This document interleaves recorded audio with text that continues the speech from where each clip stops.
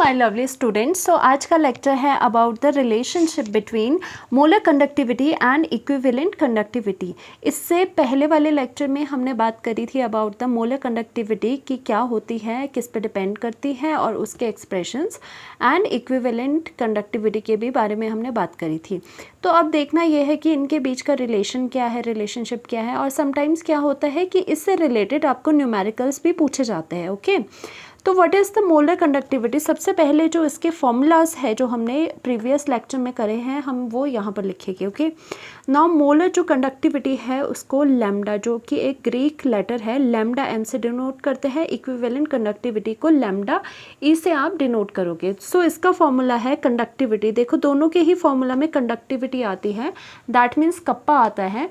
Kappa into 1000 करोगे आप, ठीक है, 1000 डिवाइडेड बाय, अगर आपकी मोलर कंडक्टिविटी है देन यू विल राइट, यहाँ पे कॉन्सेंट्रेशन आती है, you will write molarity over here.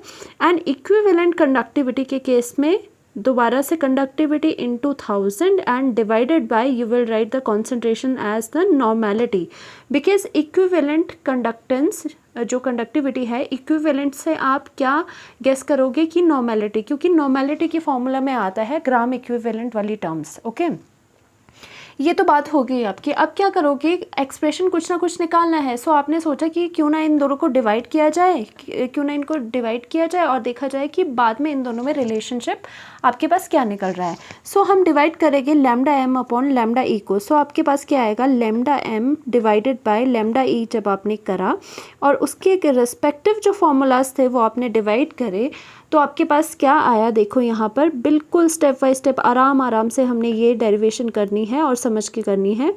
ठीक है, लैम्डा एम की वैल्यू आपने ये वाली पुट कर दी एंड लैम्डा ई की वैल्यू आप पुट करोगे के into 1000 divided by the normality. Okay, अब क्या होगा, यहाँ से ये जो चीज़ें हैं ये कैंसिल आउट हो जाएगी, के into this and this common है, नॉर्मेलिटी ऊपर जाके क्या आ जाएगी, अब ये कितना बना यहाँ पे, it will be normality divided by molarity.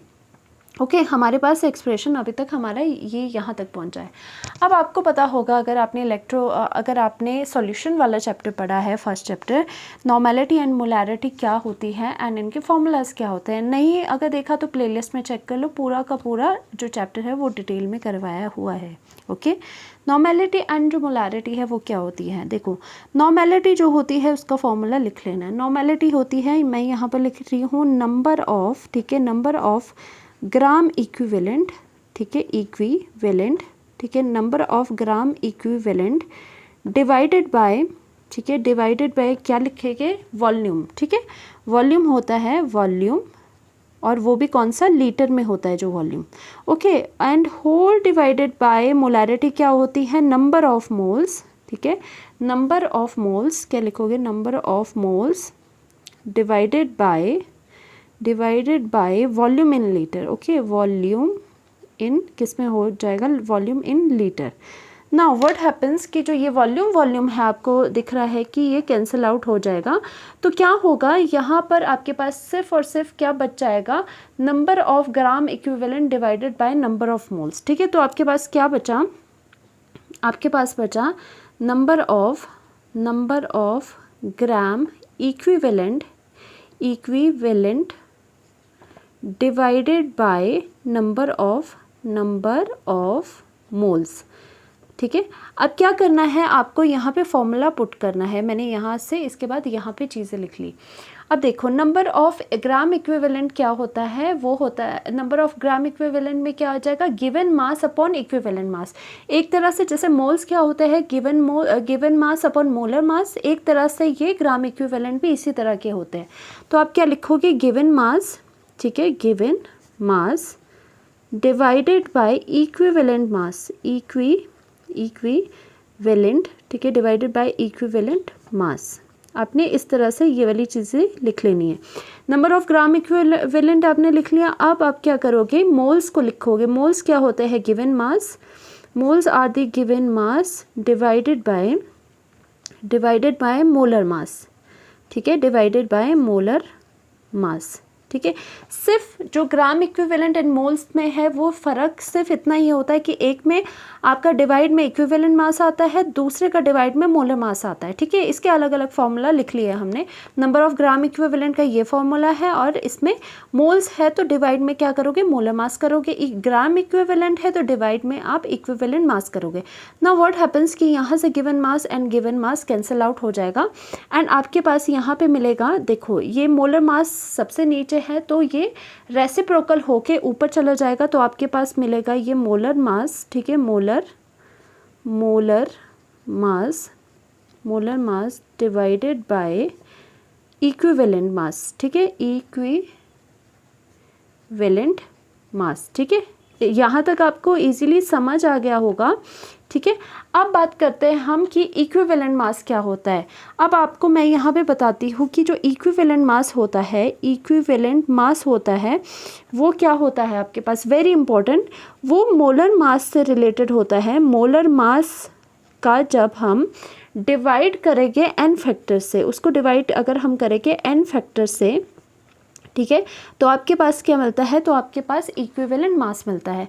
तो वही चीज़ें हम यहाँ पर पुट करेंगे। यहाँ पर क्या चीज़ें पुट करेंगे हम कि is equal to molar mass, तो एज इट इज़ रहेगा, ठीक है, मोलर मास, क्योंकि फर्दर हमने अब नहीं करना है, इसको खोलना नहीं है, क्योंकि हमें दिख रहा है कि नीचे वाला अगर इक्विवेलेंट मास हमने खोला तो कहीं ना कहीं चीज़ें कैंसिल आउट हो जाएगी ना। इक्विवेलेंट मास की जगह आप लिखोगे molar mass divided bye n factor, ठीक है, मोलर मास, ठीक है, molar mass divided bye n factor, ठीक है, divided by n factor. Now what happens कि ड्यू टू रेसिप्रोकल जब ये हो जाएगा तो मोलर मास तो सेम है, दे विल गेट कैंसल्ड और ऊपर जाके ये n फैक्टर बन जाएगा, तो आपके पास वैल्यू आ गई यहाँ पे n फैक्टर। तो देखा जाए क्या चीज़ आई आपकी, अभी क्या आ रही थी, इसकी वैल्यू क्या है, लैम्डा m अपॉन लैम्डा ई की वैल्यू आपके पास n factor I by the derivation.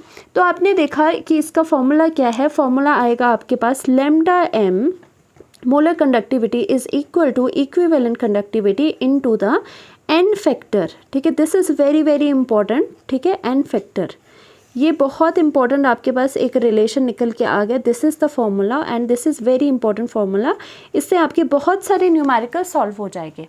Now what happens, what is n factor, sometimes पूछा जाता है n फैक्टर क्या है और कुछ बच्चों को पता भी नहीं होगा। अगर नहीं पता है तो I will clear once again कि n फैक्टर क्या होता है। देखो n फैक्टर अलग अलग होता है for acid, for base, for salt, ठीक है। 3 कैटेगरी मेनली हमने पढ़नी होती है। First is the acid. Acid अगर आता है आपके पास तो आप इसमें देखोगे कि number of ionisable H positive की ईजिली H पॉजिटिव कितने निकल सकते हैं फ्रॉम दैट एसिड, ठीक है, और वो उसकी number of ionisable H positive को निकलने को क्या कहते हैं, उसकी बेसिसिटी, ठीक है। नाउ अगर आपका बेस है, इसको क्या कहोगे, दिस इज़ द बेसिसिटी। अगर आपका सपोज बेस है तो बेस में क्या होगा कि n फैक्टर क्या होगा, number of ionisable OH negative ions, और या फिर वो कहलाता है एसिडिटी। मतलब अगर बेस होगा तो आपने देखना है कि उस बेस में से कितने OH नेगेटिव आयंस बाहर निकल सकते हैं और वो उस बेस की कहलाती है एसिडिटी। देखो एसिड की उल्टा करना है, एसिड की कहलाती है बेसिसिटी, बेस की कहलाती है acidity. Now in case of salt very important, mostly question यहीं से आते हैं क्योंकि ये थोड़ा ट्रिकी होता है सॉल्ट वाला, ठीक है। सॉल्ट के केस में n फैक्टर कैसे देखना है कि total positive charge on cation, या तो आप total positive charge on the cation, मतलब पॉजिटिव वाला जो आयन है आपका उस पे टोटल पॉजिटिव चार्ज देखो कि कितना पॉजिटिव है, या फिर दोनों में से एक देखना है, दोनों नहीं देखना है, ठीक है। या तो पॉजिटिव वाले आयन पे फोकस करो उसका चार्ज कितना है, या फिर total negative charge on the अनायन, जो नेगेटिव वाला आयन है उस पर टोटल फोकस करो कि उस पर कितना चार्ज है टोटल, ठीक है।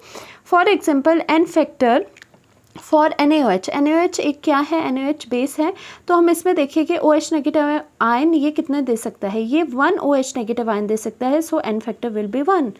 H2SO4 is an acid, so it will give how many ions, it will give 2 H positive ions, so it will be 2, n factor for this will be 2।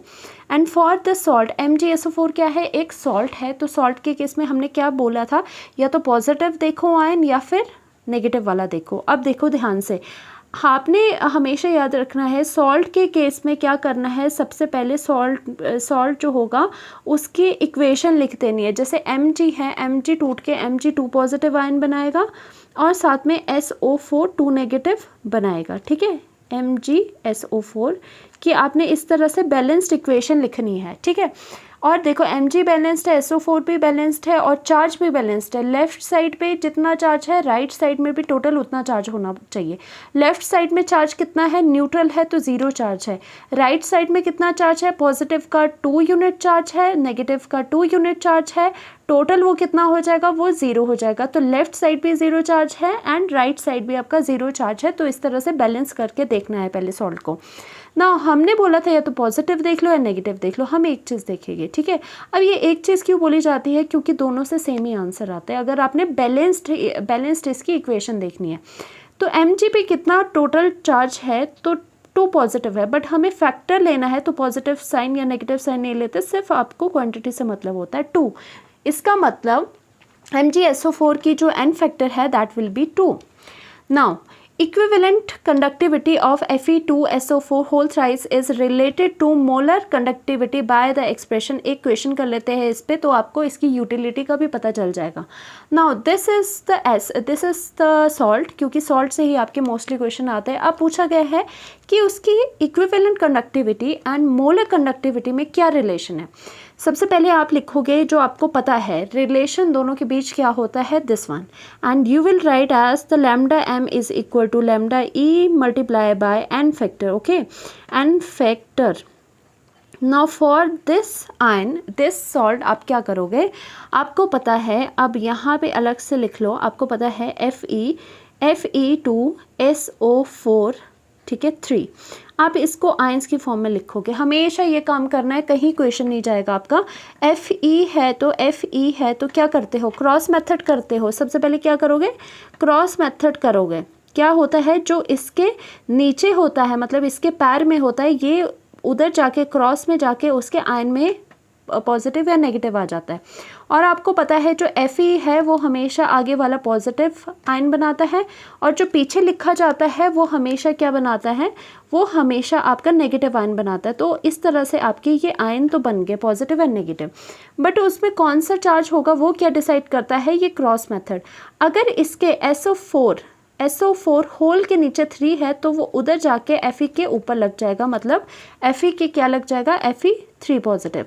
और अगर यहाँ पे 2 है, 2 इसके ऊपर जाके क्या लग जाएगा, दूसरे के ऊपर क्या लग जाएगा, 2 नेगेटिव।